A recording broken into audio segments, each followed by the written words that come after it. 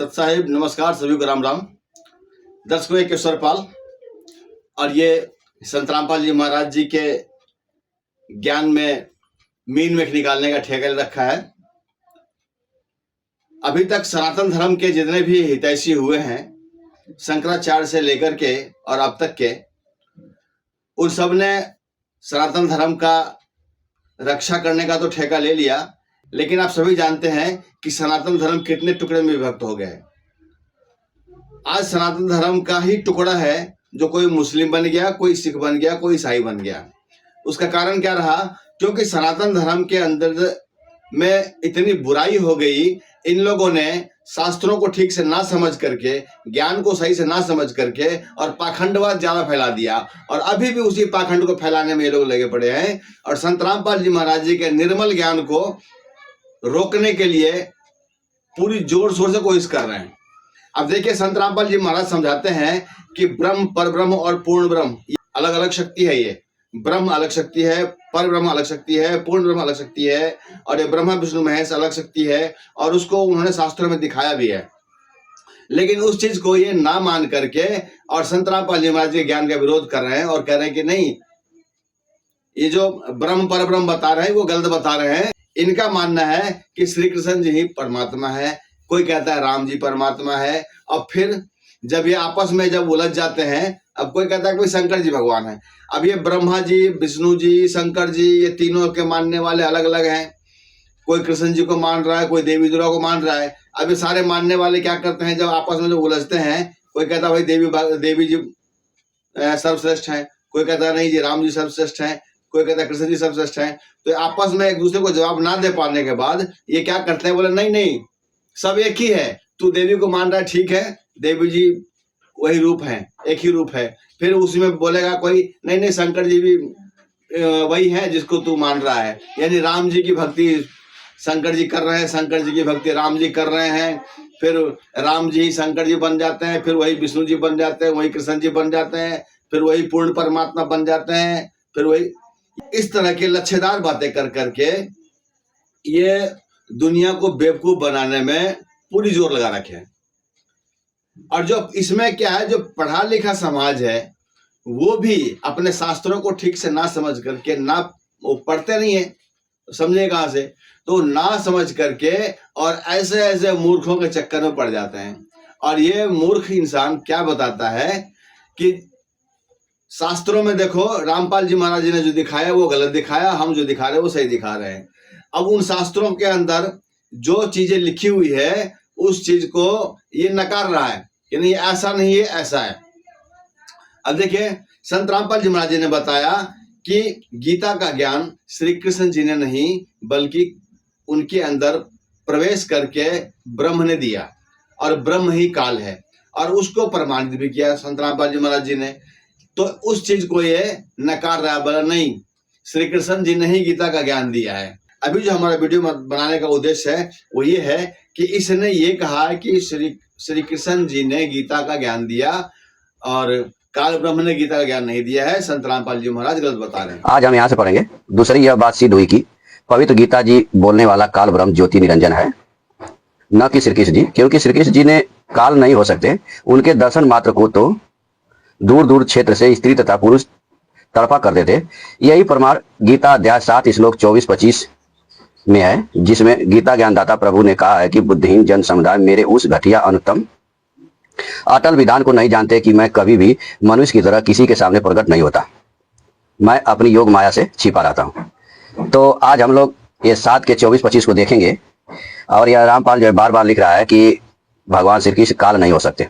दोस्तों, भगवान श्री कृष्ण का जन्म ही दुष्टों का संहार के लिए हुआ था, ठीक है। उन्होंने इसी गीता में यदा यदा हि धर्मस्य श्लोक देकर के बताया कि जब जब धर्म की हानि होती है मैं दुष्टों का संहार करने के लिए प्रकट होता हूँ और साधु संतों की रक्षा करता हूँ। तो यह रामपाल जो है काल को सिद्ध करने के लिए मनगढ़ंत कहानियां कर रहा है। अभी तक हमने ये सब आपको दिखाया, और यहाँ पे इसने मनगढ़ंत कहानी करा था कि प्रभु श्री कृष्ण जी 3 बार शांति दूत बनकर गए थे। तो आपने देखा कि ये सब झूठा, केवल झूठ ही बोल रहा है। तो उस चीज को पहले मैं साबित करता हूं कि श्री कृष्ण जी क्या है और काल ब्रह्म क्या है। तो सबसे पहले तो ये साबित करना पड़ेगा कि श्री कृष्ण जी श्री विष्णु जी हैं, पहले तो इसको साबित करना पड़ेगा, उसके बाद आगे बढ़ेंगे कि ये काल क्या है और विष्णु जी क्या है और श्री कृष्ण जी क्या है। दर्शकों, इस केशवरपाल का एक जो शिकायत है हमारे लिए कि हम जब कभी भी कोई वीडियो बनाते हैं तो इसको शास्त्र नहीं दिखाते हैं, और शास्त्र भी दिखा दिया करें इनको कि शास्त्रों से हम बोल रहे हैं।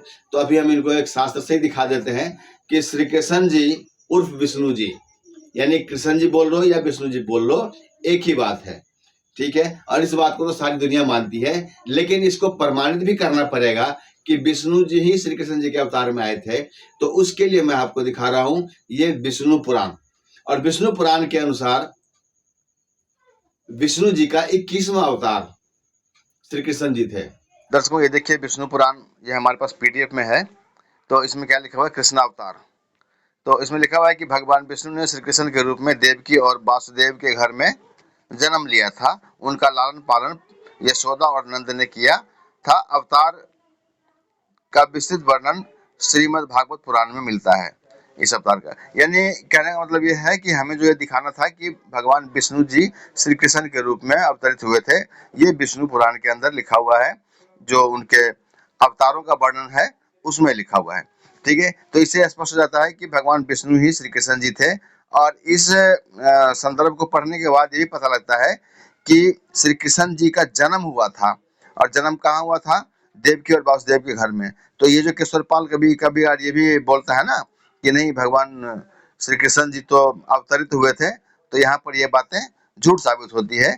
वो अवतरित नहीं हुए थे, उनका जन्म हुआ था। तो दोस्तों, भगवान श्री कृष्ण का जन्म ही दुष्टों का संहार के लिए हुआ था। इस विष्णु पुराण के हिसाब से ये साबित हो जाता है कि श्री कृष्ण जी विष्णु जी के अवतार थे।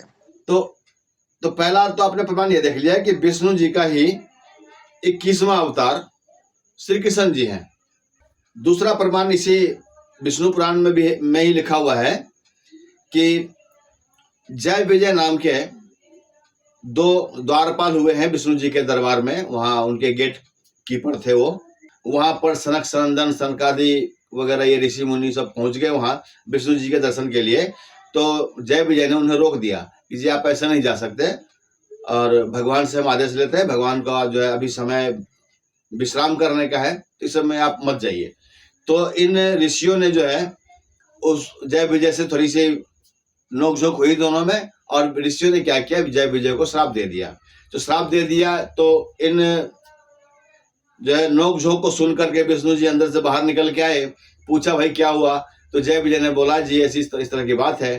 फिर उन ऋषियों ने भी बताया कि जी हाँ हमने गलत तरीके से इनको जो है थोड़ा सा श्राप दे दिया है, तो अब ये हमारा श्राप तो खत्म नहीं हो सकता, तो अब आप ही बताएं क्या करना चाहिए। तो विष्णु जी ने कहा कि ऐसा है कि अब जय विजय तुम ये बताओ कि तुम 7 जन्मों में पार होना चाहोगे, दोबारा फिर मेरे पास आना चाहोगे, या 3 जन्मों में पार आना चाहोगे।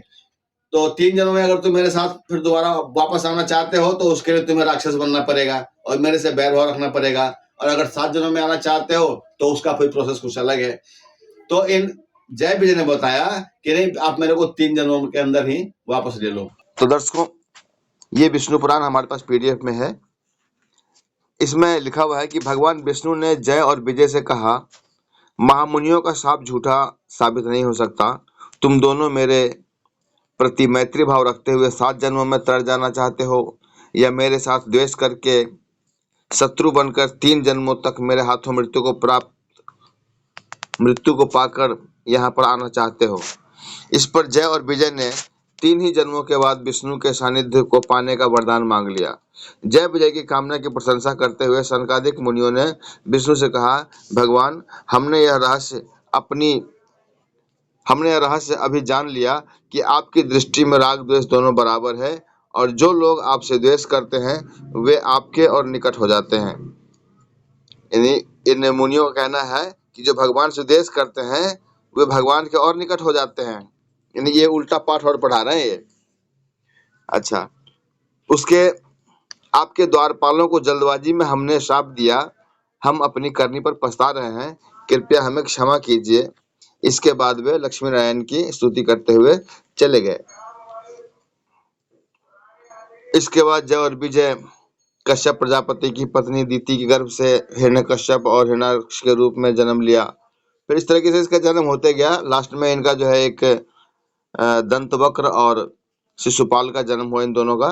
फिर वहां श्री कृष्ण जी अवतार में जब आए तो इन दोनों को फिर अपने हाथों से वध करके फिर इनको बता रहे हैं कि इस विष्णु जी के लोक में फिर ये पहुंच गए। ठीक है, तो दोस्तों इस कथा को सुनाने का मतलब अपना ये था कि आपको ये सिर्फ ये विश्वास करना था कि ये विष्णु जी ही श्री कृष्ण जी के अवतार में आए हुए थे। तो सबसे पहली बात तो आपको ये बता दें कि विष्णु जी के लोक तक गए हुए का भी जो है जन्म मृत्यु बना रहता है। कोई भी जाकर के उसको श्राप दे दे, वो श्राप उसको लग जाता है। यानी विष्णु जी के लोक में भी जाकर के कोई सेफ नहीं है। पहले तो इस बात से प्रमाणित हो जाता है। गीता अध्याय 8 के श्लोक नंबर 16 में अगर लिखा हुआ है कि ब्रह्मलोक पर्यंत गए हुए जीवों का जो है जन्म मृत्यु होता रहता है, दोबारा वापस आता है, और मेरे लोक में गए हुए प्राणी का दोबारा फिर जन्म मृत्यु नहीं होता, तो वहां पर वो गलत हो जाता है। ये विष्णु जी का जो लोक है, जय विजय वहां गया हुआ था और वहां जाने के बाद उसको फिर श्राप लग गया और दोबारा वापस आ गया। तो विष्णु जी अगर ये श्री कृष्ण जी हैं और श्री कृष्ण जी अगर गीता का ज्ञान दे रहे हैं तो सरासर झूठ बोल रहे हैं। तो इस केशवपाल से मैं कहना चाहता हूं कि अगर विष्णु जी ने अगर गीता का ज्ञान दिया है अपने 21वें अवतार श्री कृष्ण जी के अवतार में आकर के, तो आपके जो भगवान श्री कृष्ण जी हैं वो महा झूठे हैं। दर्शकों, ये है साधक संजीवनी, स्वामी राम सुखदास जी का ये भावार्थ किया हुआ है गीता का। ये देखिए, यही गीता वो दिखाता है और इसका भी आपको मैं दिखाता हूँ। अध्याय 8 श्लोक 16, ये देखिए यहाँ लिखा हुआ है, हे अर्जुन, ब्रह्मलोक तक सभी लोग पुनरावृत्ति वाले हैं, अर्थात वहाँ जाने पर पुनः लौटकर संसार में आना पड़ता है, परंतु हे कौंतेय, मुझे प्राप्त होने पर पुनर्जन्म नहीं होता है। दर्शकों, गीता का ज्ञान केशवपाल के अनुसार श्री कृष्ण जी दे रहे हैं और श्री कृष्ण जी विष्णु जी के अवतार हैं। और अभी हमने आपको दिखाया कि विष्णु जी के लोक तक गए हुए जय विजय वापस आना पड़ा उनको लौट करके। ठीक है, तो ये जो है ना सारी झूठ ही बोलता रहता है। और यहाँ पर ये जो अनुवाद है ना स्वामी राम सुखदास जी का, ये अनुवाद ही गलत है। अब इसका सही अनुवाद क्या होता है वो ये देखिए, संत रामपाल जी महाराज जी ने दिखाया है। अभी ये है गहरी नज़र गीता में, अनुवादक संत रामपाल दास महाराज कबीरपंथी, और इसके 8वें अध्याय, और इस 8वें अध्याय के श्लोक नंबर 16 यहाँ है, इसमें लिखा हुआ है, ये अनुवाद देखिए, हे अर्जुन, ब्रह्मलोक से लेकर सब लोग बारंबार उत्पत्ति नाश वाले हैं, परंतु हे कुंती पुत्र, जो यह नहीं जानता वे मुझे प्राप्त होकर भी जन्मते हैं। क्योंकि ब्रह्म जो है ये श्री कृष्ण जी अर्थात विष्णु जी के पिताजी हैं, और जब विष्णु जी के पिताजी ही नाशवान है, स्वयं वो नाशवान है, तो फिर ये विष्णु जी कहाँ से अविनाशी हो जाएंगे। अब देखिए, खुद नाशवान है ये इस चीज़ का। अब देखिए, गीता ज्ञानदाता ब्रह्म स्वयं नाशवान है, इसको ये स्वयं स्वीकार करता है। ये देखिए, ये 4था अध्याय गीता का, और इसके श्लोक नंबर 5 में ये ब्रह्म खुद कह रहा है कि हे परंतप अर्जुन, मेरे और तेरे बहुत से जन्म हो चुके हैं, उन सबको तू नहीं जानता, मैं जानता हूँ।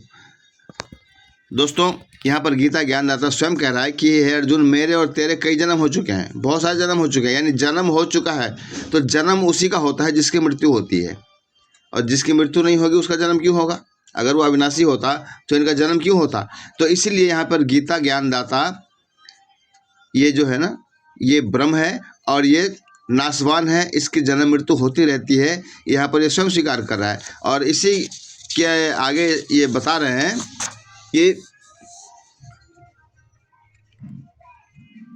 गीता अध्याय 4 श्लोक नंबर 9 में कि हे अर्जुन, मेरे जन्म और कर्म दिव्य हैं, अलौकिक हैं। इस प्रकार जो मनुष्य तत्व से जान लेता है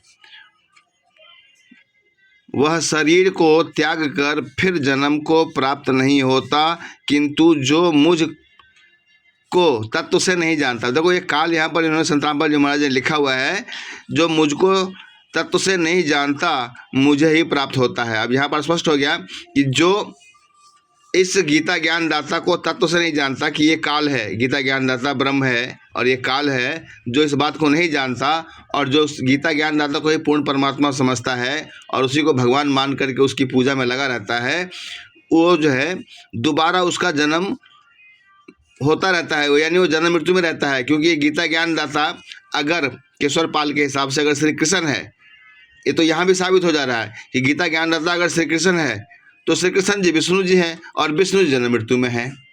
ठीक है, तो इससे साफ हो जाता है कि इस केशवर पाल को तत्व ज्ञान तो है नहीं और ये यहीं पर फेल हो जा रहा है, इस शास्त्र की गहराइयों को नहीं समझता और ये तत्वदर्शी संत रामपाल जी महाराज जी से बैर भाव रखता है।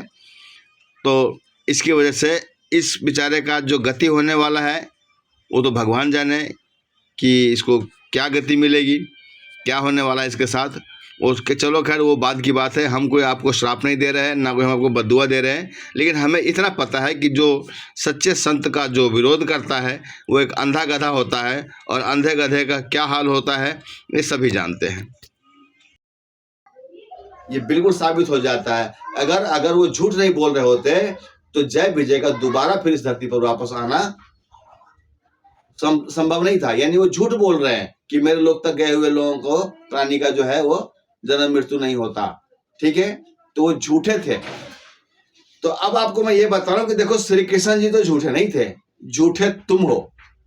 इस चीज को आपके समझ में नहीं आएगा कि विष्णु जी वहां तो बोल रहे हैं कि ठीक है तुम 3 जन्म के लिए चले जाओ, राक्षस बन जाओ, जय विजय को बोल रहे हैं, और जय विजय बोला कि ठीक है जब हम राक्षस बनकर के आ जाएंगे। श्री कृष्ण जी के माध्यम से दोबारा फिर चला गया तो क्या गारंटी वहां जाने के बाद फिर दोबारा वापस नहीं आएगा। वो फिर कोई पहुंच जाएगा, दूसरा कोई ऋषि मुनि वहां पहुंच जाएगा, फिर कहेगा तो जा फिर राक्षस बन जा।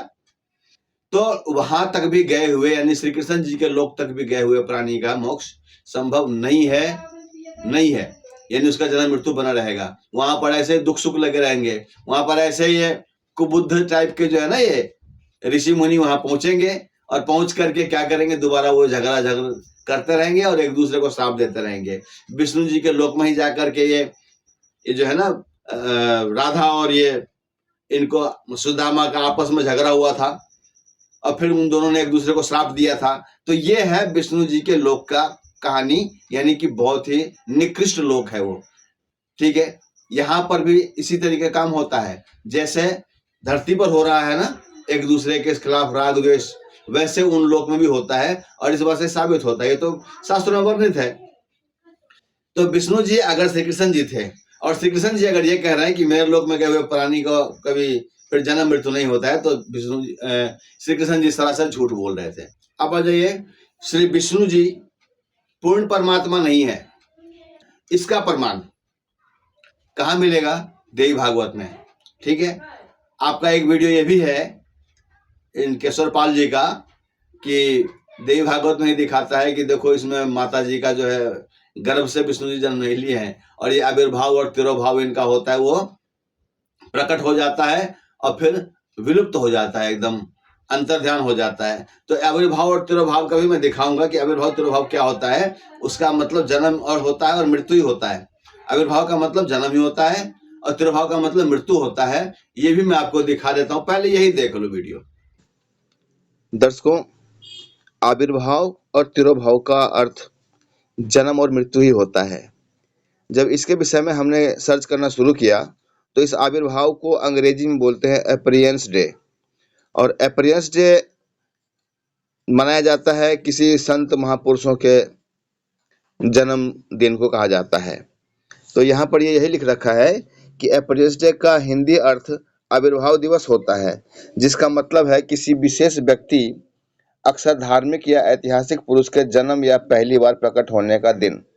यानी आविर्भाव का मतलब प्रकट भी होना होता है, लेकिन उसका मतलब जन्म भी होता है। अब जहाँ पे देवी भागवत में संत रामपाल जी महाराज दिखाते हैं कि विष्णु जी कह रहे हैं कि हमारा आविर्भाव और तिरोभाव होता है, अर्थात हमारा जन्म और मृत्यु होता है, तो ये जन्म और मृत्यु ही इसका अर्थ होता है।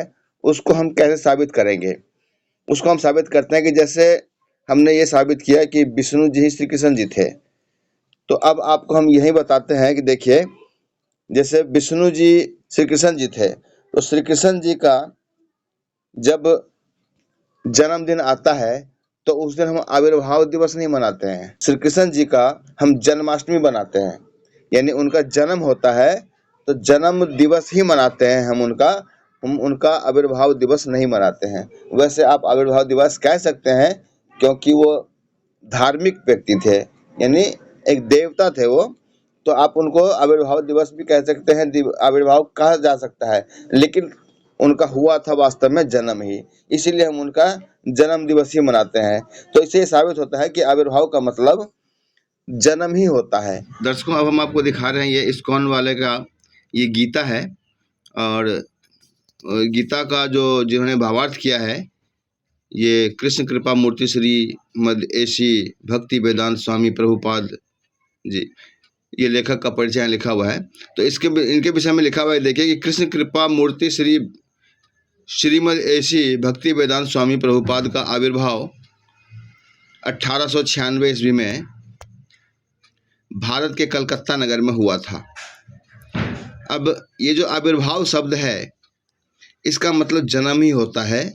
यहाँ इस लेख को पढ़ने के बाद साफ हो जाता है कि आविर्भाव का मतलब जन्म होता है, क्योंकि ये जो महात्मा जी हैं, ये इनका कोई आविर्भाव अर्थात ये प्रकट नहीं हुए थे। जो ये हमारे नकली ज्ञान मार्गी केशवर पाल जी बताते हैं कि आविर्भाव का मतलब होता है प्रकट होना, तो यहाँ पर जो आविर्भाव लिखा हुआ है, ये आविर्भाव शब्द जो है ना, वो किसी संत महात्मा या महापुरुष के लिए लगाया जाता है, जबकि आविर्भाव का मतलब होता है वही जन्म ही होता है। आप लगा सकते हैं, कोई प्रकट हो रहा है वो भी कह सकते हैं, लेकिन ये जन्म ही होता है। और यहाँ जो विष्णु जी जो बता रहे हैं कि हमारा तो जन्म होता है, आविर्भाव होता है, और तिरोभाव होता है और मृत्यु होता है, तो ये चीज़ जो प्रकरण है यहाँ पर, वो आविर्भाव का मतलब जन्म और मृत्यु होता है। अगर आविर्भाव का मतलब जन्म नहीं होता तो श्री कृष्ण जी का आविर्भाव दिवस मनाया जाता, जन्माष्टमी नहीं मनाया जाता। ठीक है दर्शकों, तो ये क्लियर है। ये केशवर पाल को ज्ञान तो है नहीं, ये थोड़ा बहुत ज्ञान का जो है ना, एक हल्दी का गांठ मिल गया है इसको कहीं से, तो बस उसी से पंसारी बनने की कोशिश कर रहा है, जबकि ये इसको नहीं पता कि समाज का ये कितना बड़ा दुश्मन है। ये अनजाने में या जानबूझ करके ये मानव समाज के जीवन के साथ कितना बड़ा खिलवाड़ कर रहा है, ये इस नकली केशवर पाल को, नकली ज्ञान मार्गी को समझ में नहीं आ रहा है अभी। दर्शकों, ये देखिए तिरोभाव दिवस का अर्थ क्या होता है। यहाँ लिखा हुआ है कि तिरोभाव का हिंदी में अर्थ है अदृश्यता, लोप, अंतर्ध्यान, गायब होना, ओझल होना। दिवस का अर्थ है दिन। इस प्रकार तिरोभाव दिवस का वह दिन है जब किसी संत, गुरु या महापुरुष ने अपना भौतिक शरीर छोड़ दिया, जिसे अंग्रेजी में डिसअपीयरेंस डे कहा जाता है। अब इसका मतलब ये हो गया कि जिसने शरीर को छोड़ दिया, यह भी मतलब होता है यहाँ पर शरीर छोड़ दिया, यानी कि उसकी मृत्यु हो गई। तो जैसे हम श्री कृष्ण जी का जन्म दिवस मनाते हैं, तो उसको आप आविर्भाव दिवस भी कह सकते हैं। और जिस दिन श्री कृष्ण जी को तीर लगा था और वो अपने शरीर को त्याग कर चले गए थे, उसको आप तिरोभाव दिवस भी कह सकते हैं, और या फिर आप उसको डिसअपीयरेंस डे अंग्रेजी में उसको कह सकते हैं, या उनका महाप्रयाण दिवस भी कह सकते हैं। तो इस तरह ये साबित होता है कि आविर्भाव का मतलब जन्म होता है और तिरोभाव का मतलब मृत्यु होता है। तो आविर्भाव तिरोभाव का मतलब आपको समझ में आ गया कि जन्म ही होता है और मृत्यु होता है। तो अब विष्णु जी का भी जन्म और मृत्यु होता है, ये आप इसी देवी भागवत में देख लो। तो दर्शकों, ये देवी भागवत का ये तीसरा स्कंध है। यहाँ क्या लिखा हुआ है देखिए कि वरदायिनी भगवती, तुम्हारी शक्ति से संपन्न होने पर ही सूर्य जगत को प्रकाशित करता है। तुम शुद्ध स्वरूपा हो, यह सारा संसार तुम्ही से उद्भासित हो रहा है। मैं ब्रह्मा और शंकर हम सभी तुम्हारी कृपा से ही विद्यमान है। हमारा आविर्भाव और तिरोभाव हुआ करता है, केवल तुम ही नित्य हो, जगत जननी हो, प्रकृति और सनातनी देवी हो। तो दोस्तों, इस देवी भागवत में स्पष्ट हो गया कि ब्रह्मा विष्णु महेश अपने आप को बता रहे हैं कि हमारा आविर्भाव और तिरोभाव हुआ करता है, और नित्य और सनातनी तो माता को बता रहे हैं, जगत जननी यानी देवी को बता रहे हैं। और उन्होंने ये भी बताया है कि जगत जननी हो, प्रकृति और सनातनी हो। यहाँ पर स्पष्ट लिखा हुआ है कि ये सनातनी और प्रकृति और सनातनी देवी हो, यानी प्रकृति भी दुर्गा जी को ही कहते हैं। ये भी स्पष्ट है, यानी जहाँ जहाँ गीता के अंदर आया है बात कि प्रकृति तो जो है वो हमारी गर्भाधान करने वाली माता है और उसके योनि में बीज स्थापन करने वाला मैं पिता हूँ, तो ये इसी प्रकृति के बारे में बताया जा रहा है। मूल प्रकृति इन्हीं को कहा जाता है और जो जड़ प्रकृति होता है वो सांसारिक रूप में जो आप देख रहे हैं उन्हें बताया जाता है। अब देखिए, इस किशोर पाल ने बताया, मार्कंडेय पुराण का भी इसने एक दिखाया है प्रमाण कि ये जो तीन देवता हैं ब्रह्मा विष्णु महेश, यही तीन गुण हैं और यही तीनों देवता भी हैं। और उसके बाद फिर इसने फिर से इसको लीपापोती करने की कोशिश की है कि नहीं, ये तीनों जो है ना वो भगवान जो है ना अपना स्वरूप बना लेता है ब्रह्मा जी का, तो वो सृष्टि करता है और फिर वही भगवान फिर अपना विष्णु का रूप बना लेता है, फिर वो पालन करता है, फिर वही भगवान अपना शंकर जी का रूप बना लेता है, फिर वो संहार करता है। तो अब इन तीनों से अलग कोई भगवान ये बता रहा है कि इन तीनों रूप पकड़ने वाला वो अलग कोई भगवान है जो कि विष्णु का भी रूप पकड़ता है। तो फिर विष्णु क्या चीज है? ये जो बता रहा था अभी अपनी वीडियो में बताता है कि विष्णु जी ही सर्वे सर्वा है, विष्णु जी ही परमात्मा है, तो विष्णु जी ही श्री कृष्ण है और श्री कृष्ण जी कह रहे कि मैं ही पूर्ण परमात्मा हूं, मैं ही सब कुछ हूं। तो फिर ये फिर रूप पकड़ने वाला दूसरा कौन है जो अलग अलग रूप धारण करता है?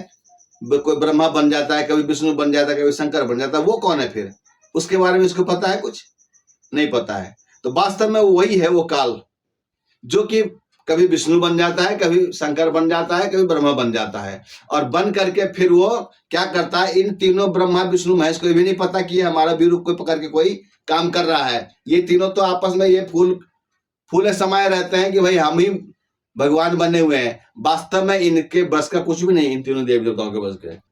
दर्शकों, ये वही श्रीमद् भागवत गीता श्री राम सुखदास जी के द्वारा अनुवाद किया हुआ है, ये साधक संजीवनी। तो इसके देखिए, ये अध्याय 11 श्लोक नंबर 47 में लिखा है कि हे अर्जुन, मैंने प्रसन्न होकर अपने सामर्थ्य से मेरा यह अत्यंत श्रेष्ठ तेजस स्वरूप, सबका आदि और अनंत विश्वरूप तुझे दिखाया है, जिसको तुम्हारे सिवा पहले किसी ने नहीं देखा। अभी 48 में लिख रहे हैं, हे कुरुश्रेष्ठ, मनुष्य लोकों में इस प्रकार के विश्वरूप वाला मैं न वेदों के पाठ से, न यज्ञों के अनुष्ठान से, न शास्त्रों के अध्ययन से, न दान से, न उग्र तपों से, यह ध्यान रखिए, उग्र तप यानी जो तपस्या करने वाले हैं उनके लिए भी ये बता रहे हैं कि तपों से भी, और न मात्र क्रियाओं से तेरे सिवाय और किसी के द्वारा देखा जा सकता हूँ। यानी ये जितना भी यहाँ पर ये क्रिया बताया है कि वेद अध्ययन करने वाले और यज्ञ अनुष्ठान करने वाले, उग्र तप करने वाले, शास्त्र अध्ययन करने वाले, इन सब को भगवान नहीं मिलते। तो वो फिर मिलते किस चीज़ से है? अब देखिए यहाँ भी और देखिए, यह मेरा इस प्रकार का उग्र रूप देखकर तुझे व्यथा नहीं होनी चाहिए और विमूढ़ भाव भी नहीं होना चाहिए। निर्भय और प्रसन्न मन वाला होकर तू फिर उसी मेरे इस चतुर्भुज स्वरूप को अच्छी तरह से देख ले। यानी अर्जुन जब उस विश्व रूप को देखकर डर गया था, तब भगवान उससे फिर चतुर्भुज रूप दिखा रहे हैं। और यह है, यहाँ देख रहे, वासुदेव भगवान ने अर्जुन से ऐसा कहकर फिर उसी प्रकार से अपना रूप दिखाया और महात्मा श्री कृष्ण ने पुनः सौम्य रूप, मानुष रूप होकर इस भयभीत अर्जुन को आश्वासन दिया। यानी अर्जुन डर गया था उस रूप को देख करके। अर्जुन जैसा योद्धा भी डर गया था उस भगवान को देख करके। अगर वो क्योंकि वो परम रूप है और वो काल है, काल का वो स्वरूप ही वैसा ही है, इसीलिए वो अपने स्वरूप को दिखाता नहीं, किसी को छुपा के रखता है वो। तो अब यहाँ देखिए, हे जनार्दन, आपके इस सौम्य मनुष्य रूप को देखकर मैं इस समय पर स्थिरचित्त हो गया हूँ और अपनी स्वाभाविक सिद्धि को प्राप्त हो गया हूँ। अब देखिए, इसके लिए भी अब यहाँ पर भगवान कह रहे हैं, ये ब्रह्म, कि मेरा यह जो चतुर्भुज रूप तुमने देखा है, इसके दर्शन अत्यंत ही दुर्लभ है। देवता भी इस रूप को देखने के लिए नित्य ललायित रहते हैं। अब दर्शकों, यहाँ जो कह रहे हैं चतुर्भुज रूप देखना भी बड़ा दुर्लभ है, वो क्यों कह रहा है? अगर विष्णु रूप, अगर ये विष्णु जी हैं और तो विष्णु जी का तो चतुर्भुज रूप है ही, तो अभी आपने देखा था विष्णु पुराण में लिखा हुआ है कि जय विजय वहाँ द्वारपाल थे और वहाँ सनक सनंदन ये ऋषि मुनि वहाँ पहुँच जाया करते थे उनको देखने के लिए, उनसे मिलने के लिए। तो यहाँ जो ये कह रहे हैं कि मेरा चतुर्भुज रूप देखना बड़ा अत्यंत दुर्लभ है, तो ये क्या है? यहाँ गोलमाल है।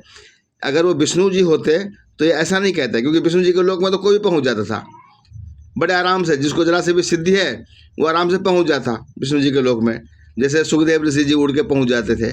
ठीक है, तो ये विष्णु जी नहीं है, ये विष्णु जी के पिताजी हैं और ये महाविष्णु के बारे में बता रहे हैं। यहाँ पर जिन्होंने रूप दिखाया है चतुर्भुज रूप, ये महाविष्णु वाला रूप इन्होंने दिखाया था, और वो जो विश्व रूप दिखाया था उन्होंने, वो अपना वास्तविक रूप दिखाया था, उन्होंने काल ब्रह्म वाला अपने दिखाया था। अब यहाँ देखिए इन्होंने क्या क्या कहा इस अगले श्लोक में कि ये चतुर्भुज जो है, जिस प्रकार तुमने मुझे देखा है इस प्रकार का चतुर्भुज रूप वाला मैं न तो वेदों से, न तप से, न दान से और न यज्ञों से ही देखा जा सकता हूँ, परंतु हे शत्रुतापन्न अर्जुन, इस प्रकार चतुर्भुज वाला मैं अनन्य भक्ति से ही तत्व से जानने में और साकार रूप में देखने में तथा प्रवेश प्राप्त करने में शक्य हूँ।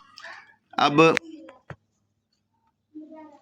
इसका अर्थ यह हो जाता है कि ये जो चतुर्भुज रूप है ये महाविष्णु का रूप है, यानी विष्णु जी के पिताजी का रूप है, और इसके बारे में अभी हम आपको पूरी डिटेल बताते हैं कि क्या क्या रीच है। अभी जब आप देखेंगे देवी भागवत उसमें भी आपको और पूरा क्लियर हो जाएगा। ठीक है, तो पहला रूप कौन सा दिखाया था उन्होंने? विश्व रूप दिखाया, जो कि अपना विकराल रूप दिखाया था, जिसमें कि वो सबको खाए भी जा रहे हैं, समाया जा रहा है सब उसके मुंह में। तो उस स्वरूप के बारे में कह रहे हैं कि ये वाला स्वरूप जो है ना मेरा पहले किसी ने नहीं देखा, अभी मैंने तुम्हें दिखा दिया है। ठीक है, अब यहाँ पर ये केशवरपाल खुद ही एक सवाल करता है कि जब ये भगवान खुद सबको खा रहे थे, इसका एक अलग वीडियो है जिसमें ये बोल रहा है कि भगवान ने जब सबको दिखा दिया कि मैं सबको खा ही रहा हूँ, सबको मैं मार ही रखा हूँ, तो अर्जुन फिर किससे युद्ध कर रहा है? युद्ध किससे कर रहा है? तो ये सवाल का जवाब तो आपको देना चाहिए। तो अब ये क्या कह रहा है कि भगवान ने सबको मार रखा है, बस वो उनको तो खाली एक निमित्त बनना चाहिए था। अरे जब भगवान ने सबको मार रखा है तो क्यों अर्जुन को बेवजह के फालतू में उसको उस कर्म में लगा रहा है? क्योंकि भगवान ये नहीं चाहता कि कोई ये देखे, कि कोई ये न समझे कि ये जो भगवान है ना ये सबको मारने वाला, सबको खाने वाला है। इसीलिए वो अर्जुन को निमित्त बना रहा है, वो उसके कंधे पे बंदूक रख करके सबको मार रहा है। मार तो वही रहा है, वो भगवान ही, लेकिन दिखा रहा है कि नहीं मैं नहीं मार रहा हूं, अर्जुन मार रहा है, और सारा पाप उसके ऊपर डाल देगा वो। और डाल भी दिया। जब वो मरा बेचारा, पांचों पांडव सब के सब गए नरक में। तो ये जो भगवान है ना इनका, ये इस तरह के धोखेबाज है, और इस धोखे को ये समझ नहीं पा रहा है। तो पहली बात तो ये साबित हो गया कि विष्णु जी श्री कृष्ण जी थे। दूसरी बात ये साबित हो गया कि अगर विष्णु जी अगर पूर्ण परमात्मा है, अगर भगवान है, तो फिर ये विष्णु जी का रूप धारण करने वाला कौन है? दूसरा भगवान कौन है जो ब्रह्मा का भी रूप पकड़ लेता है और सृष्टि बना देता है, विष्णु का रूप पकड़ लेता है फिर वो पालन कर लेता है, फिर शंकर का रूप पकड़ करके फिर वो संहार कर देता है। तो वो कौन है? वो कौन सा विष्णु है? तो वो महाविष्णु है। और वो महाविष्णु का प्रमाण कहां पर है? देवी भागवत के अंदर में है। ये देखिए, ये देवी भागवत दर्शकों, ये देवी भागवत है, तृतीय स्कंद, और इसमें देखिए ये सृष्टि रचना के बारे में बातचीत चल रही है। जनमेजय जी व्यास जी से पूछ रहे हैं, फिर व्यास जी नारद जी से पूछ रहे हैं कि सृष्टि का रचना कैसे हुआ। तो अब ये सारी बातें हैं। इसमें आपको मेन चीज़ हम दिखा देते हैं कि ये वास्तव में है क्या चीज़, ये ब्रह्मा विष्णु महेश जी की क्या स्थिति है। तो यहाँ देखिए, देवी ने कहा, ब्रह्मा विष्णु और महेश्वर, तुम भली भांति सावधान होकर अपने अपने कार्य में संलग्न हो जाओ। सृष्टि, स्थिति और संहार ये तुम्हारे कार्य हैं। इन महान पराक्रमी दैत्यों का निधन हो जाने पर अब तुम्हें अपना स्थान बनाकर शांतिपूर्वक निवास करना चाहिए। यानी अभी देखिए, अभी सृष्टि रचना अभी हुई नहीं है, लेकिन ये एक यहाँ पर कोई मधु कैटभ नाम का राक्षस आ गया था, उसको देवी जी ने पहले मार दिया। तो अब विचार करने वाली बात है दोस्तों कि जब अभी सृष्टि की रचना ही नहीं हुई तो मधु कैटभ की उत्पत्ति कहाँ से हो गई। तो अभी इसके बारे में आपको क्लियर हो जाएगा पूरा कि क्या चल रहा है ये सारा माजरा। ये देखिए, यहाँ पर ये देवी जी वहाँ पर एक ना विमान आ गया है, अपनी शक्ति से उन्होंने बुला लिया है। फिर उसके बाद कह रहे हैं, मैं आज मैं तुम्हें एक अद्भुत दृश्य दिखाती हूँ और सबको कह रहे हैं कि सावधान को तुम इस विमान में बैठ जाओ। यहाँ लिखा ना ये उत्तम रत्न जड़ित विमान पर चढ़कर हमेशा हम लोग आप आराम से बैठ गए। तो विमान में बैठ गए और ये विमान उड़ करके कहाँ चला देख लीजिए। उस नगर को देखकर उसका परिचय प्राप्त करने की मन में इच्छा उत्पन्न हुई। सोचा यह स्वर्ग हो, पर किसने इसकी रचना की। यानी कि ये विमान जहाँ उड़ के गया वहाँ वो स्वर्ग था, वो यानी कि कॉमन स्वर्ग, जिसको एक तो इंद्र का स्वर्ग होता है और एक ये जो जिस स्वर्ग में गया ये वहाँ ये महास्वर्ग था ये। और वो यही ब्रह्म का यानी कि जो ब्रह्मा विष्णु महेश का जो पिता है वो महाइंद्र का भी स्वरूप बना लेता है और वहाँ पर एक वो अपना स्वर्ग का भी रचना कर रखा है। फिर वहाँ से निकलने के बाद देखिए इतने में हमारा विमान तेजी से चल पड़ा और वह दिव्य धाम ब्रह्मलोक में जा पहुँचा। संपूर्ण देवता उस नगर के सामने मस्तक झुकाया करते थे। वहाँ एक दूसरे ब्रह्मा विराजमान थे।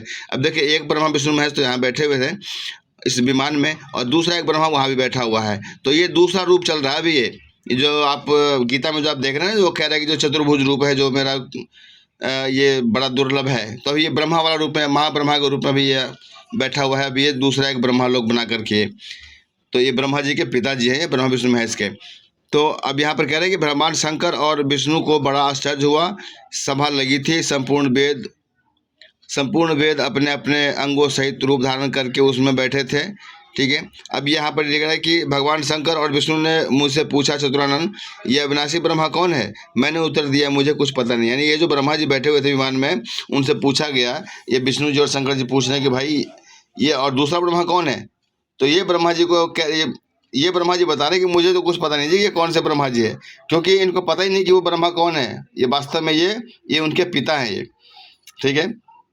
इतने में मन के समान तीव्रगामी वह विमान तुरंत वहाँ से चल पड़ा और कैलाश के श्रम शिखर पर जा पहुँचा। वहाँ से अब वहाँ पर देखिए वहाँ पर एक जो है ना वहाँ विमान के पहुँचते ही एक भव्य भवन से त्रिनेत्रधारी भगवान शंकर निकले। वे नंदी वृषभ पर बैठे हुए थे। ठीक है। उनके पांच मुख थे और 10 भुजाएं थी। मस्तक पर चंद्रमा सुशोभित हो रहा था। बागंबर पहने थे। तो ये सब क्या था। अब ये तो शंकर जी यहाँ बैठे हुए हैं विमान में और दूसरा वो देख रहे हैं कि वहाँ पर दूसरा शंकर जी बैठे हुए हैं। ठीक है। अब तीसरा यहाँ पर आप देखिए कि आश्चर्य सीमा ना रही। क्षण भर के बाद वो विमान उस शिखर से भी पवन के समान तेज चाल से उड़ा और वैकुंठ लोक में पहुँच गया। वहाँ भगवती लक्ष्मी का विलास भवन था। तो बेटा नारद, वहाँ मैंने जो संपत्ति देखी उसका वर्णन करना मेरे लिए असंभव है। उस उत्तम परी को देखकर विष्णु का मन आश्चर्य से समुद्र में गोता खाने लगा। वह कमल लोचन श्रीहरि विराजमान थे। वहाँ पर एक कमल लोचन श्रीहरि विराजमान, यहाँ पर एक विष्णु जी बैठे हुए थे। ठीक है। तो अब ये एक विष्णु तो यहाँ विमान में बैठे हुए हैं और एक दूसरा विष्णु वहाँ दिख रहा है। तो ये जो आप गीता में जो आपने अभी पढ़ा था कि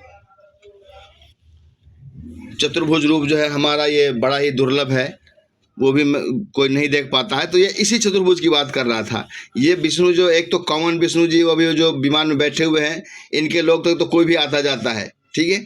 ये कॉमन विष्णु जी है। ये बिल्कुल अपना ये त्रिलोकीय जो आपने सुना है कि सतगुण, ये सतगुण प्रधान है ये। ठीक है। और जो वहाँ अभी जो है विष्णु दिखाई दे रहे हैं ये वैकुंठ लोक का जिसका ये वर्णन चल रहा है इस देवी भागवत के अंदर में, वो है वो इस विष्णु के पिताजी जो महाविष्णु के रूप में वहाँ बैठे हुए हैं।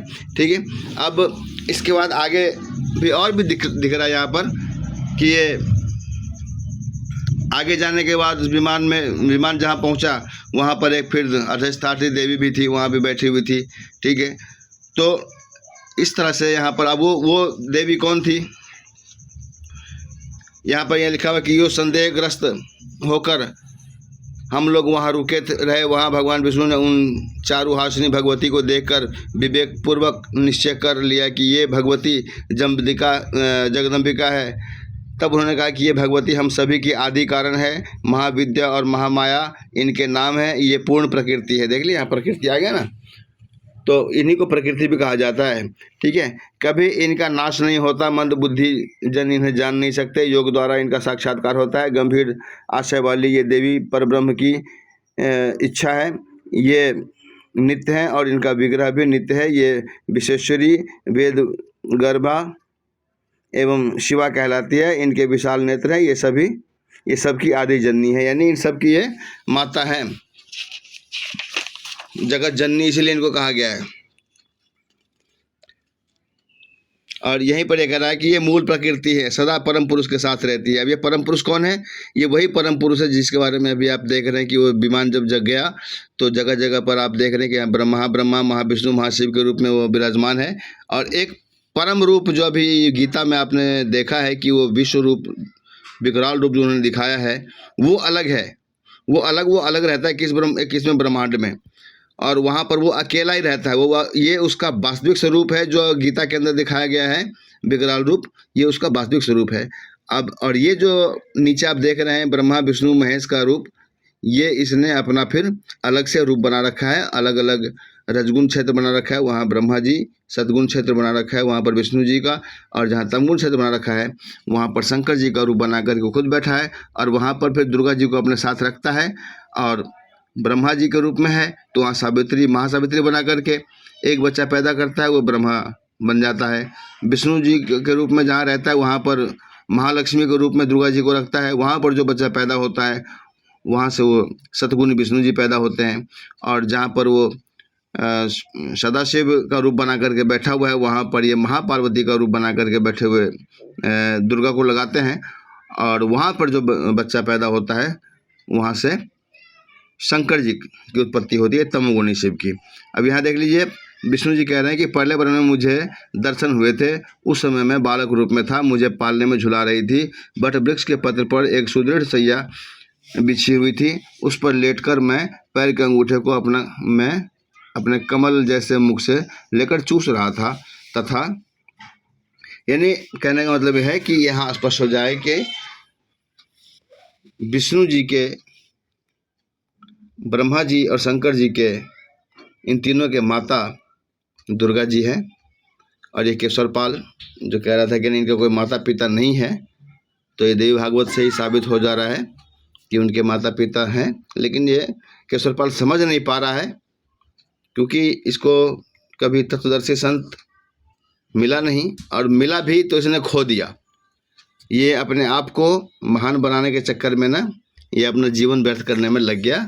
तो दर्शकों, मैं आप सभी श्रद्धालुओं से निवेदन करना चाहता हूँ कि इस नकली आदमी को छोड़ करके और संत रामपाल जी महाराज जी का शरण ग्रहण करें। ऐसा निर्मल ज्ञान और ऐसा तत्व ज्ञान और ये मानव जीवन फिर दोबारा मिले ना मिले, तो अपने इस मानव जीवन को सफल करें। तो इस देव भागवत के अंदर आपने क्या पढ़ा कि इसमें ये लिखा था कि जब ब्रह्मा विष्णु महेश तीनों जब एकत्रित हुए, उन तीनों को देवी जी ने अपने विमान पर बिठाया, और उसके बाद जहां वो विमान गई वहां जाने के बाद क्या देखा कि एक ऐसा लोक था जहां पर एक और विष्णु था, वहां एक और इंद्र था, एक और ब्रह्मा था, एक और शंकर था। अब उन सब को देख करके, अब जैसे वहां जिस विष्णु लोक में ये विमान पहुंचा, तो उस विष्णु को देख करके इस विमान में बैठे हुए ब्रह्मा और शंकर जी इस विष्णु जी से पूछ रहे हैं कि भाई ये विष्णु जी कौन है? ये विष्णु जी कह रहे हैं जी मुझे नहीं पता कौन से हैं। ठीक है, फिर एक जगह और पहुंचा विमान, वहां भी कह रहा कि एक ब्रह्मा और देखा, तो ब्रह्मा जी से पूछा, यहाँ जो विमान में बैठे उनसे पूछा कि भाई आप बताओ ये ब्रह्मा कौन है? तो ये ब्रह्मा जी कह रहे हैं कि जी मुझे नहीं पता कौन है। फिर विमान एक जगह और पहुंचा, वहां पर शंकर जी दिखे, तो फिर इन शंकर जी से पूछा जो विमान में बैठे हुए थे, तो वो शंकर जी कह रहे हैं कि नहीं जी हमें नहीं पता कौन है। तो संत रामपाल जी हमारे जो दिखाते हैं वो बिल्कुल शास्त्र अनुकूल साधना देते हैं, ये इस शास्त्र से साबित हो रहा है। अब देखिए, इससे ये क्लियर हो गया कि विष्णु जी जो थे वो महाविष्णु, वो एक अलग महाविष्णु है। अब यहाँ गीता पर एक बार फिर से आ जाइए, गीता के 11वें अध्याय में ही फिर कह रहा है कि जो मेरा चतुर्भुज रूप है जो तुमने देखा, ये भी जो मैंने तुम्हें दिखाया ना, ये भी बड़ा दुर्लभ है। उस चतुर्भुज रूप को जो अर्जुन को दिखाया गया, वो कौन था? वो चतुर्भुज रूप, ये वही चतुर्भुज रूप था जो देवी भागवत में आपने देखा कि विष्णु जी का विमान जब गया तो एक ऐसे लोक में गया जहां एक और विष्णु था, तो वो महाविष्णु था। वो उस महाविष्णु के रूप में वो यहाँ पर दिखा रहा है वो अपना। और ये जो विष्णु जी हैं इनको तो कुछ पता ही नहीं है, तो अबोध बालक है बिल्कुल, ये तो हमारे आपके जैसे ही है ये।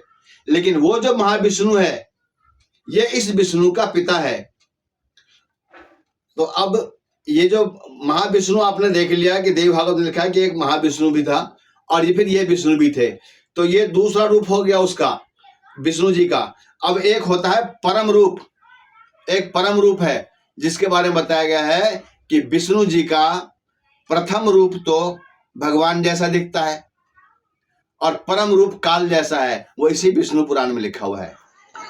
हे विप्र, विष्णु के परम स्वरूप से प्रधान और पुरुष ये दो रूप हुए, उसी के जिस अन्य रूप के द्वारा वे दोनों संयुक्त और वियुक्त होते हैं, उस रूपांतर का ही नाम काल है। हे द्विज, काल रूप भगवान अनादि है, इनका अंत नहीं है, इसलिए संसार की उत्पत्ति, स्थिति और प्रलय भी कभी नहीं रुकते। हे मैत्रेय, प्रलय काल में प्रधान के समावस्या में स्थित हो जाने पर और पुरुष के प्रकृति से पृथक स्थित हो जाने पर विष्णु भगवान का काल रूप प्रवृत्त होता है। तो यहाँ पर यह बताया गया दोस्तों कि जो प्रकृति यानी दुर्गा जी के साथ जब ये ब्रह्म अलग हो जाता है तो वो अपने वास्तविक स्वरूप 21वें ब्रह्मांड में चला जाता है और उसका वहाँ पर जो वास्तविक स्वरूप होता है वो काल स्वरूप होता है, जो गीता में विराट रूप दिखाया गया है। तो यह इसी चीज को दिखाया जा रहा है कि जब वो प्रकृति अर्थात दुर्गा जी से अलग हो जाता है तब वो अपने वास्तविक स्वरूप में आ जाता है और वो काल रूप में हो जाता है। और यहाँ जब तक वो प्रकृति के साथ रहता है यानी दुर्गा जी के साथ रहता है तो वो अपने प्रथम रूप यानी महाब्रह्मा, महाविष्णु और महाशिव के रूप में रहता है और दुर्गा जी अर्थात प्रकृति को अपने साथ महासावित्री, महालक्ष्मी, महाशिवा के रूप में रखता है। तो यहाँ उसी चीज का वर्णन है। तो इस विष्णु पुराण से साबित होता है कि जो महाविष्णु है वो अलग है और जो अलग वो जो परम रूप है विष्णु जी का वो काल है और जो ये विष्णु जी है त्रिलोकीय जो सतोगुनी है वो अलग है। तो यहाँ पर तीन स्थिति स्पष्ट हो जाता है। तो उसी चीज का वर्णन यहाँ पर किया हुआ है और ये इस चीज को केशवरपाल नहीं समझ पा रहा है। दूसरा प्रमाण इस शिव पुराण में देखिए कि भगवान सदाशिव का प्रथम रूप तो भगवान जैसा दिखता है और परम रूप काल है। देखिए वही महाशिव जो दिखा रहा वहां पे, जो यहाँ पर विमान में बैठे हुए हैं शिव जी और एक अलग शिव जी का लोग दिखाई दे रहा है, वहां शिव जी वहां पर भस्म रमाए हुए घूम रहे हैं। तो वो परम रूप वो तो है उनका जो है ना प्रथम रूप है, वो उस शिव जी का वो प्रथम रूप दिख रहा है और जो उनका परम रूप है वो काल है, काल रूप है वो। और वो रूप के बारे में बता रहे हैं, इन दोनों रूपों के बारे में बता रहे हैं यहाँ पर गीता ज्ञानदाता कि जो मेरा जो तुमने चतुर्भुज रूप देखा वो भी मैं किसी को ऐसे नहीं दिखाता, वो तो अनन्य भक्ति से दिखा देता हूँ किसी को। और जो मेरा ये जो विश्व रूप तुमने देखा वो भी अत्यंत दुर्लभ है, वो तो किसी तरीके से देखा ही नहीं जा सकता। तो जो परम रूप है इनका वो काल रूप है, काल है और वो अपना स्वरूप इसलिए नहीं दिखाता है क्योंकि वो इतना भयंकर रूप है। उस भयंकर रूप को देख करके अगर आपको पता लग जाए कि ये एक भगवान है, अगर इस तरह का भयंकर रूप वाला भगवान है तो आप उसकी भक्ति नहीं करोगे, छोड़ दोगे आप। जैसे अर्जुन उस परम रूप को देख करके और डर के मारे थर थर कांप रहा था, डर गया था वो। अरे भगवान को देख कर कोई डरेगा? कोई भगवान का स्वरूप देख करके तो आदमी मोहित होगा, उनके चरणों में पड़ जाएगा, उनके प्रेम से उनके गले लगेगा, उनके चरणों में लिपटा रहेगा कि भगवान आप बहुत प्यारे हैं, आप हमें मत छोड़ना। लेकिन अर्जुन क्या कह रहा वहां पे, आप तो सबको खाए जा रहे हो, मैं आपको देख करके डर के मारे मैं धीर नहीं रख पा रहा हूं, मैं अपने आप को बहुत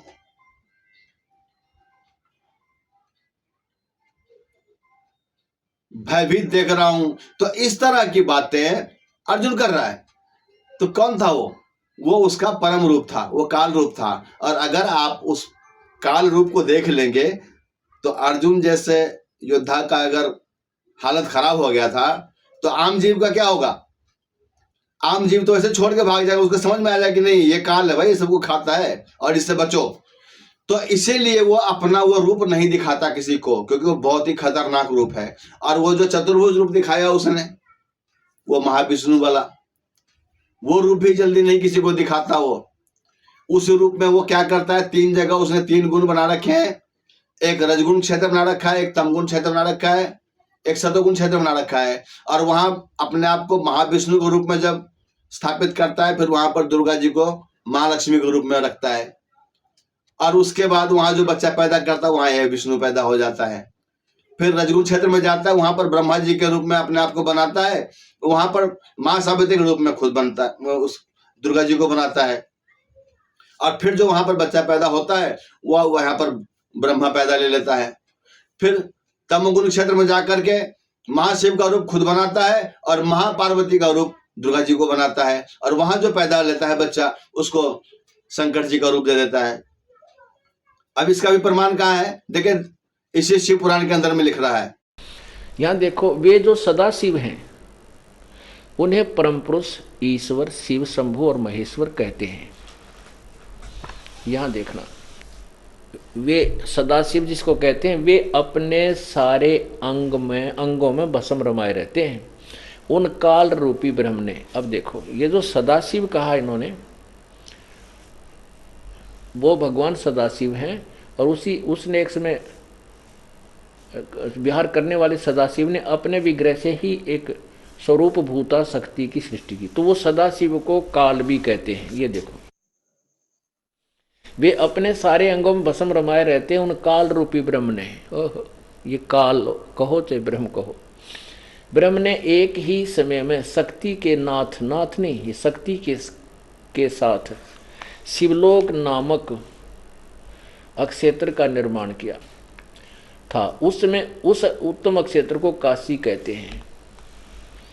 वे प्रिया और प्रियतम रूप शक्ति और शिव, दुर्गा और शिव पति पत्नी रूप में प्रियतम, प्रिया और प्रियतम रूप जो परमानंद स्वरूप है, उस मनोरम क्षेत्र में नित्य निवास करते हैं।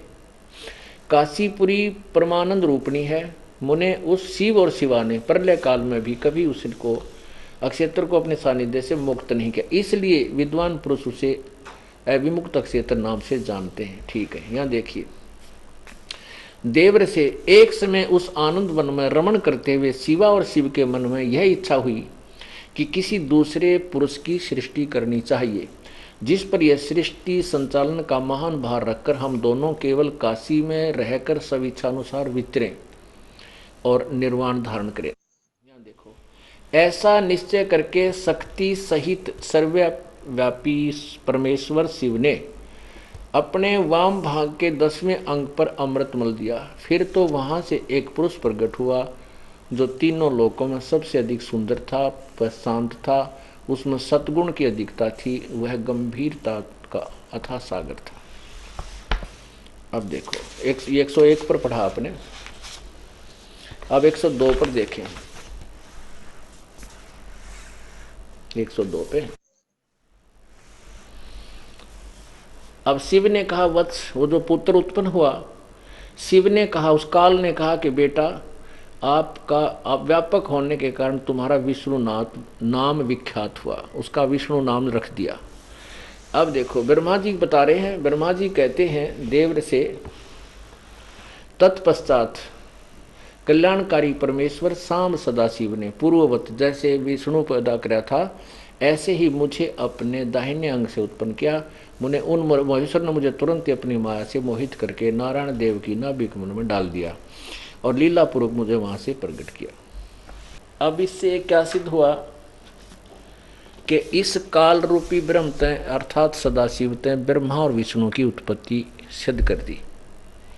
आगे चलकर इस काल ने ब्रह्मा और विष्णु का आपस में झगड़ा हो गया, इनके बीच में एक सतम रख दिया, तेजो में सतम बीच में डाल दिया, तो ये दोनों उसके और छोर ऊपर नीचे देख कर उसका एंड देखने लगे, उसका कहीं उनको और छोर नहीं मिला। फिर वहाँ कहते हैं वो साकार परमात्मा ये काल प्रकट हुआ और उसने कहा कि तुम दोनों मेरे से उत्पन्न हुए और तीसरा जो रुद्र है वो भी मेरे से उत्पन्न होगा और तुम मिलकर के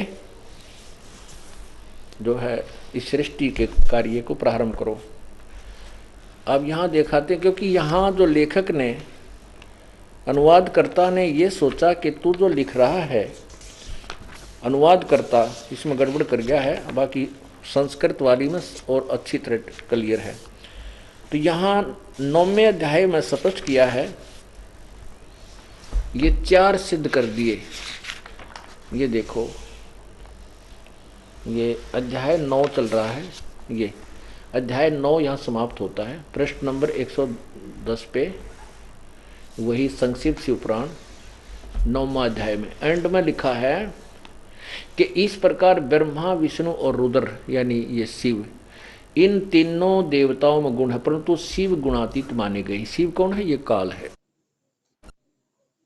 तो ये आपने देख लिया, ये कह रहे हैं कि ये ब्रह्मा, विष्णु, शिव ये तीनों तो अलग अलग हो ही गए, एक रुद्र भी अलग हो गया और एक महेश्वर भी अलग हो गया, और ये खुद अपने आप को जो बता रहा है कि मैं बोल रहा हूं, मैं जो हूं, मेरे से तुमने ये जो है ना ब्रह्मा, विष्णु और शिव तीनों ने जो है ये मेरे से ये कृत्य प्राप्त किए हैं। यानी जो तुम काम कर रहे हो, एक सृष्टि करने का, एक सृष्टि को संभालने का, तो ये मैंने तुम्हें जॉब दिए हैं, ये कार्य मैंने तुम्हें दिए हैं। और किस तरह से दिए हैं?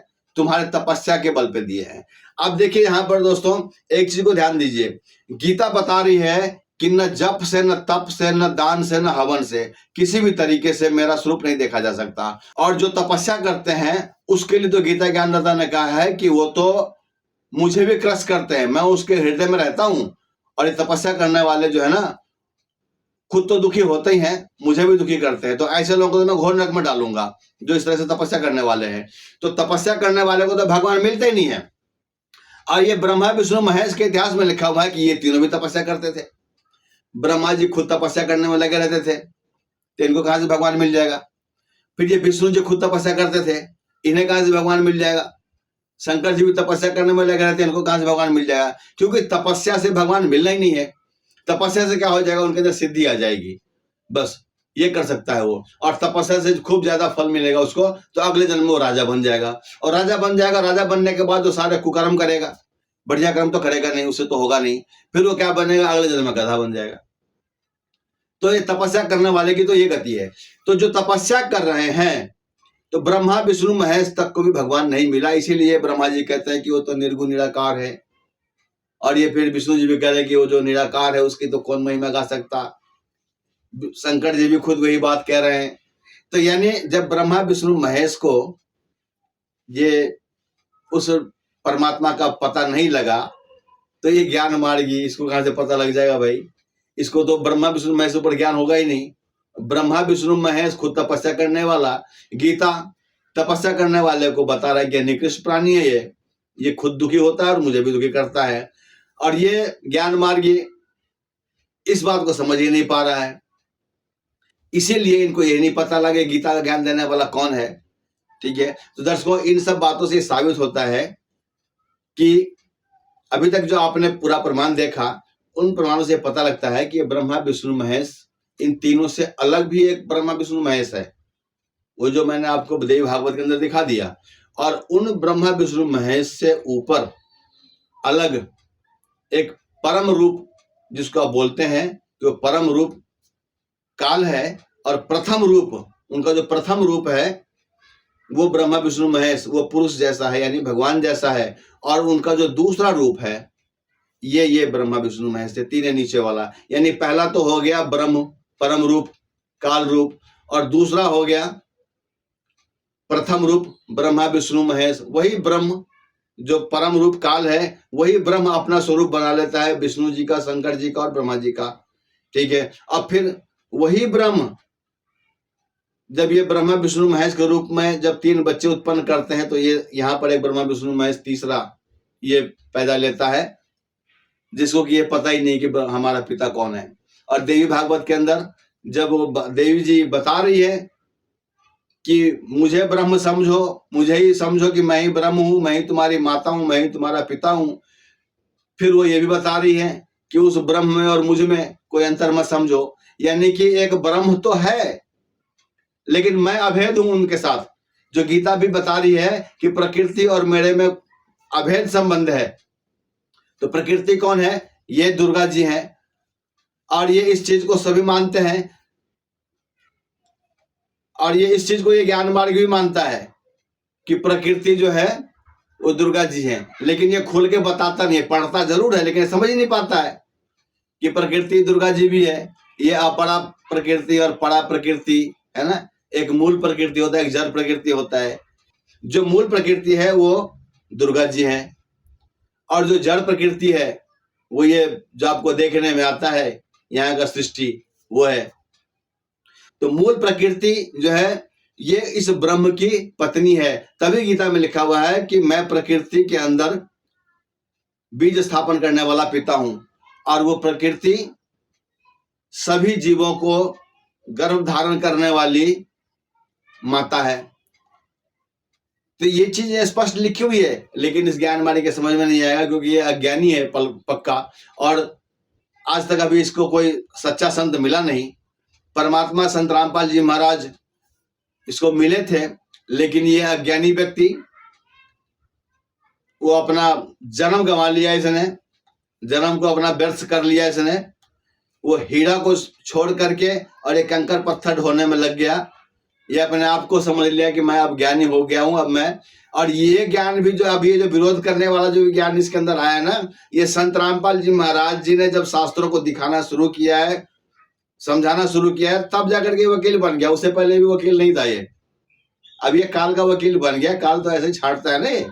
जब संत रामपाल जी महाराज जब शास्त्रों को दिखाते हैं तब लोगों के दिमाग में ये काल भरने लगता है कि नहीं ये गलत होगा, ये गलत होगा, वो गलत होगा। और जब तक कोई भी इंसान मंदिर मस्जिद गुरुद्वारे और ये देवी देवता भूत माई मसानी पूजता रहता है, तब तक काल क्या करता है, उसकी बुद्धि को स्थिर रखता है, उसी पे स्थिर रखता है कि तू इस पे करता रहा, क्योंकि तू तो अभी मेरे अंदर ही फंसा रहेगा।